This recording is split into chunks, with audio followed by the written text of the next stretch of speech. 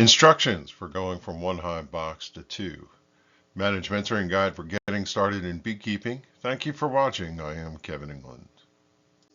In this lesson, we'll cover the state of the hive growing to one full box, the important principle of bees building all 10 frames before adding a second box, how to place that second box, and we'll share a method for enticing the bees to come up into the new equipment.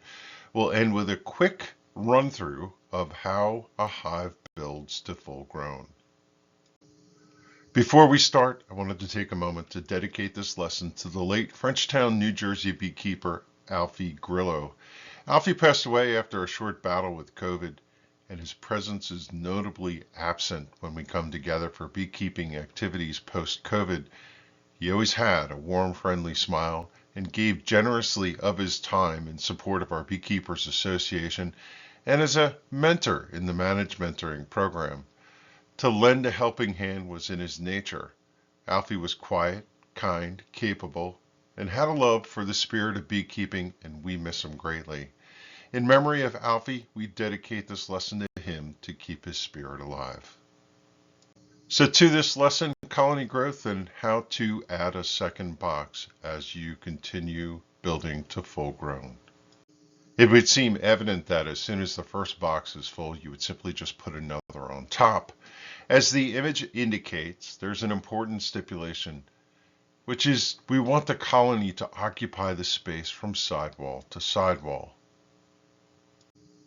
For the purpose of this lesson, we'll assume you're following the details of having the internal feeder, and at this stage you're currently running 9 frames. With the 10th frame not in the box currently, there has to be a process in which we pull the feeder and load the 10th frame before we add the second box.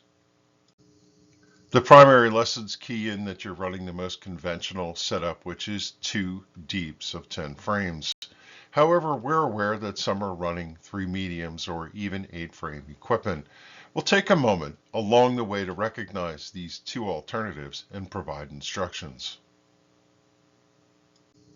So to the premise at hand, an important note is that new beekeepers and sometimes even seasoned beekeepers overlook getting all 10 frames built out throughout the bottom box. We're going to spend a moment getting that mission accomplished. Depending on how fast your colony has moved, you may be at this stage already. The image shows that the colony is developed into a size that occupies the frames 2 through 8. By now, it should have developed a large workforce and have plenty of drawn comb and resources. And you might be enticed, given how crowded it appears, to place the second box on top. It's close to time, but there's one operation we want you to perform. The premise of what you're looking at depicts step number 1. We're going to swap out the outermost frames and move them inboard. The procedure to do this requires a few steps. To execute step number 1, smoke the hive and remove the roof. Pull frames 2 and 8 and set them aside for the next step. In step number 2, you're going to move frames 1 and 9 into the spaces where 2 and 8 were. In step 3, you're going to take the frames that you extracted, numbers 2 and 8, and place them in position number 1 and 9. This instruction holds true whether you're running a 10 frame deep or in a 10 frame medium. The premise of what we just did is move the undrawn foundation frames closer to the brood nest in order to entice the bees to build them out completely.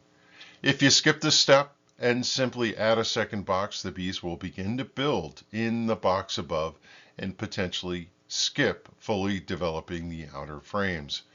There's also an upcoming step to remove the internal feeder so that frame number 10, which is not in the box yet, gets built out.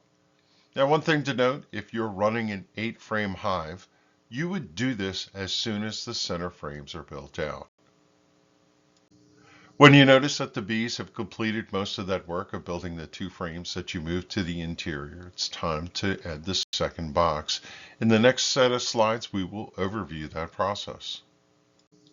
It goes without saying that placing the second box is a key milestone in colony growth development. At this juncture, they should have a full-size operating colony, brood in all stages, plenty of resources, and they will build out that second box relatively quickly. The process for adding the second box starts with 2 steps. Step 1 is you're going to remove the internal feeder, and you're going to move frame number 9 to position 10. If frame number 9 is not fully drawn yet, then you can select frame number 8 instead. Just make sure you put a fully drawn frame in position 10. Step 3 of this 4-step process is to place a frame with foundation in that open slot in the lower box. You finish the task by adding your second box, and as shown here, place the inner feeder in position 10 in the top box, place the inner cover over, place the outer cover, and let the bees get to work. With a fully developed workforce now in full operation, the colony will build out that last frame in the bottom box and quickly get to work utilizing the extra space you gave them from box number 2 to start drawing comb in that space. I have to say at this point it's a good time to mention an alternative configuration. If you followed our instructions to buy a top feeder, such as this Man Lake style feeder that we recommended, if the temperatures in your area are warm enough that the food stay viably warm on the overnight from exposure to the ambient temperature of the day, then you could switch to feeding from the top.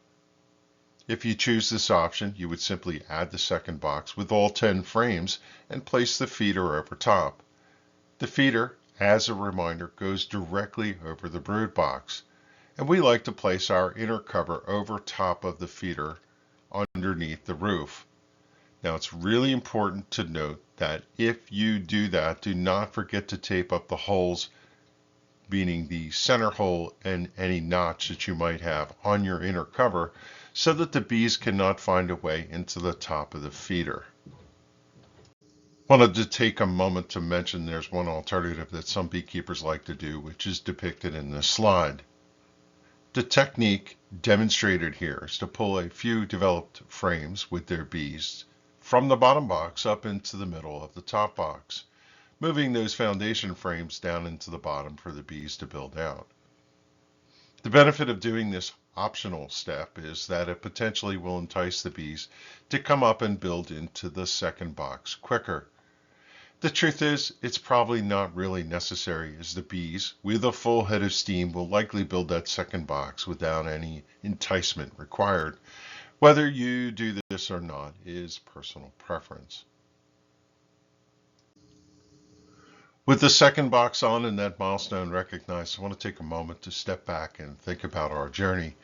If you started with a package, it looks like what is represented on the far left. Your package would build to 5 full frames. And if you started with the nuke, that's where you join in at step 3 in this picture. Your box has built to 1 deep, and you've added a second box and they begin to build out. By the beginning of July, it should look like the hive on the right-hand side as you move through, getting to 2 boxes fully drawn.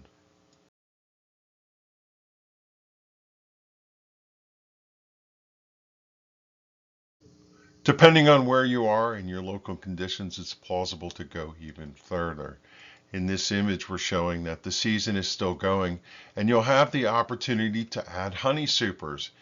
It would be very advantageous if your bees could build out 10 frames in your honey supers too. If you started with the nuke, it's fairly plausible to get here.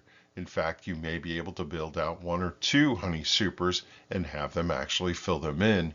Everyone's situation is different, and we hope that you have the opportunity to go beyond the second box this year. Still, if you only get to 2 full boxes, it's mission accomplished. This module reviewed how to go from 1 box to 2. As the summer progresses, we will move into knowing about varroa mites and pests of the hive, and that leads us to summer management. As always, if you have questions, you can ask at our next online session. You can also send an email to the address on the slide. If you're watching from YouTube, you can leave a comment below. Thanks for watching. We'll see you at the next lesson.